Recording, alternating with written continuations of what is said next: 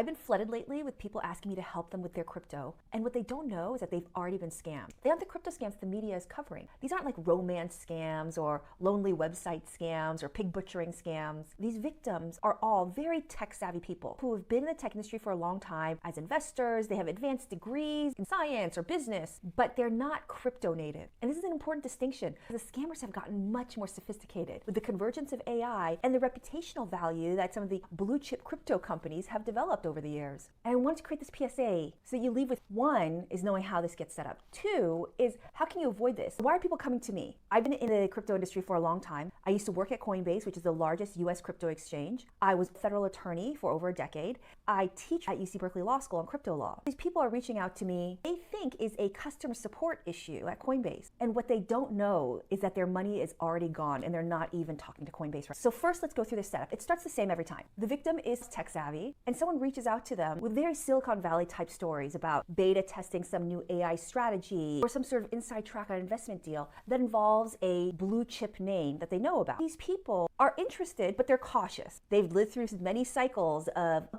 bunch of different kinds of tech scams, and they're not touching that stuff. This is a business transaction. All really reputable companies. These people even do their due diligence. They look up Coinbase. They see it's a public company listed on NASDAQ, regulated by the SEC, regulated in multiple jurisdictions. It's got bank-grade security measures, institutional clients, insurance, audited reserves. They have Zoom calls with the scammers. They look for signs of AI generation, make sure that the lips are moving in time with their speech. Once they feel comfortable, the scammers have them deposit real money onto an exchange like Coinbase, a legitimate platform. And then they have them move their money onto a Coinbase wallet. You can understand the confusion. Same name, same brand, same marketing. For someone who's not crypto native, it sounds like it would carry all of the security measures that the company is touting, except for there's two problems. One, the Coinbase wallet does not carry any of the protections or measures that apply to the rest of the company's products and services.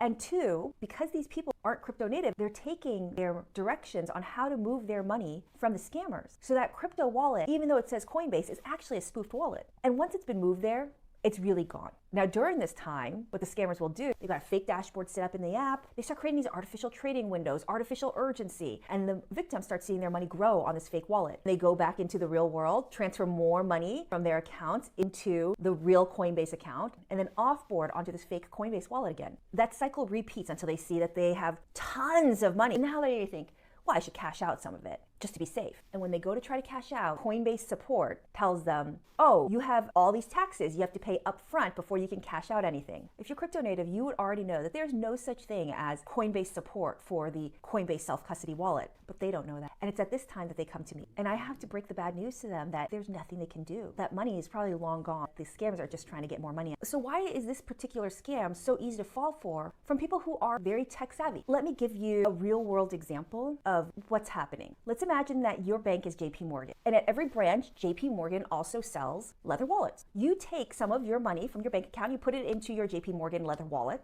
walk down the street, someone steals your money. Do you expect to be able to go back to JP Morgan and say, hey, that was your wallet that you made for me and you're my bank. Your customer support should refund that money for me because it was stolen from the wallet that you made for me. No, we wouldn't expect JP Morgan to do that. If you were crypto native, you would understand that that is basically what's going on. In crypto, there's no such thing as a physical dollar that you're going to put into a physical wallet. All crypto is digital. So you're moving it from one digital platform to another. And what's even more confusing is what the industry calls a self-custody wallet. There are companies that specialize in those, but there are also the big custodial exchanges who hold your money the way that JP Morgan holds your money on your behalf. And if they get hacked or there's some sort of breach of their platform, they would certainly refund your money. But within their suite of products and services, they've also got a self-custody wallet. And it's all on the same page, same branding. Makes a lot of sense that all those products listed on that same company page comes with the same guarantee. It's only if you're crypto native would you understand that there's a difference. If you might consider yourself tech savvy, there's some deal that comes across your desk about crypto. Do your own research. Do not rely on or even accept the help of some other people. At its core, the crypto ecosystem was born out of a deep mistrust of Wall Street. So the ecosystem is trying to build something that requires less trust of actual people. But that is incredibly hard to do. Think of how much money the banks and